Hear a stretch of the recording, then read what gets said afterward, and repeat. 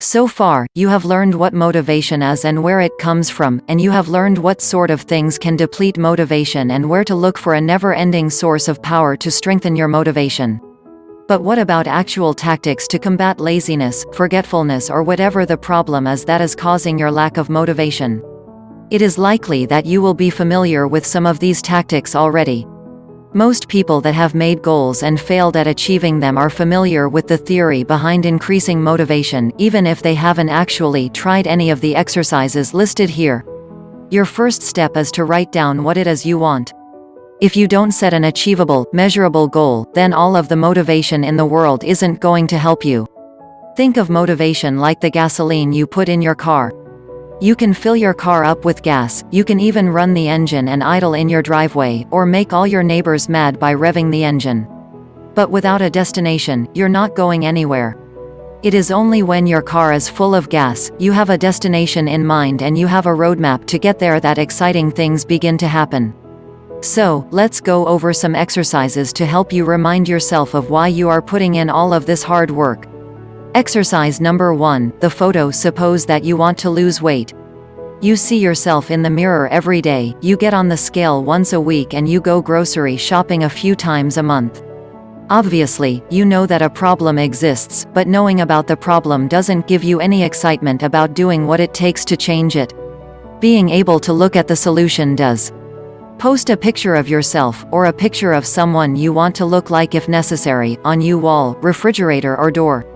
Make it as big of a photograph as you possibly can, and when you look at the photo every day, you will be motivated to make the changes.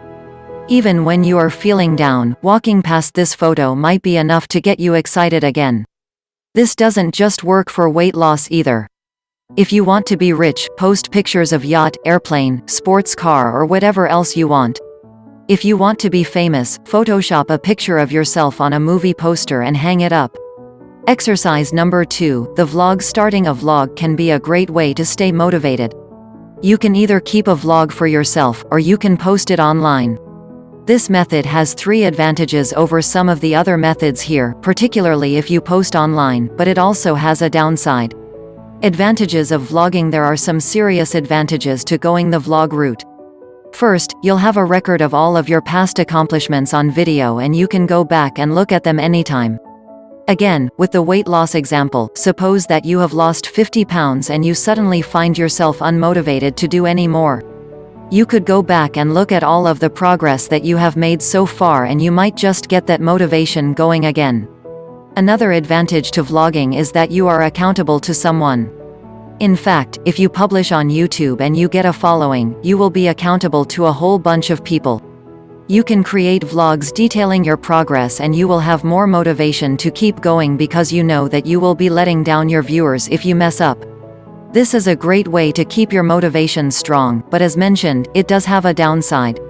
If you do mess up, you are going to be embarrassed about it and you are going to have to face all of those people.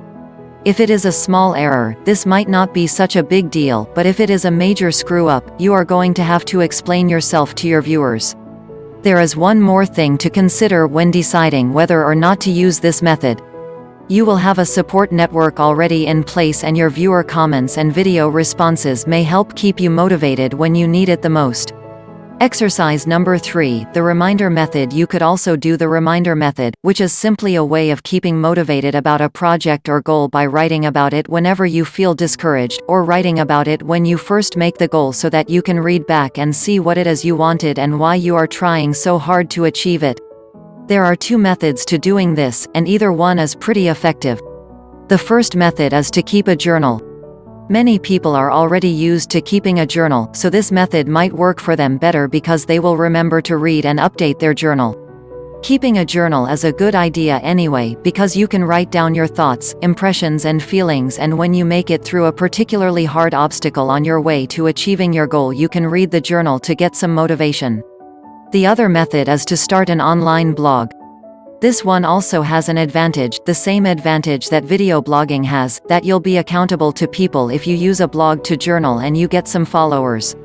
If this sounds appealing to you, all you need to do is sign up with one of the free blogging services or start your own website and install WordPress or some other content management system. Exercise number 4, posting results. There is nothing like a list of your past achievements so far to keep you motivated, and this particular method is effective because you are going to post your results somewhere visible. A whiteboard in your bedroom or study is perfect, but you can also print out your results on paper and post them somewhere you'll see them. You can use your refrigerator, the wall above your toilet, or even the ceiling if you can see them when you look up. No matter what your goal is, you will be reaching little milestones on the way to it, and every time you reach one of those milestones you have created a track record that will keep you motivated from now on. How you decide to post your results is up to you. If you are doing weight loss as a goal, you can create a chart where you write down your weight every week. If you are trying to become independently wealthy, you can write down milestones on the method that you are using to achieve that independence.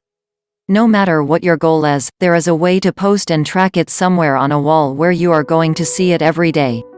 Exercise number 5, create a routine. Creating a routine is also one of the best ways that can keep you motivated on your journey, because the habits that you build will keep you going even when you don't feel like it.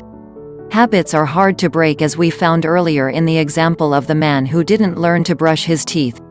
But the hard part is when you first begin, because it does take some discipline to build a routine in the first place. If you want to build a routine, it starts with setting daily goals. Figure out what you are going to do daily, in general, not specifically, and then make a time for you to do it.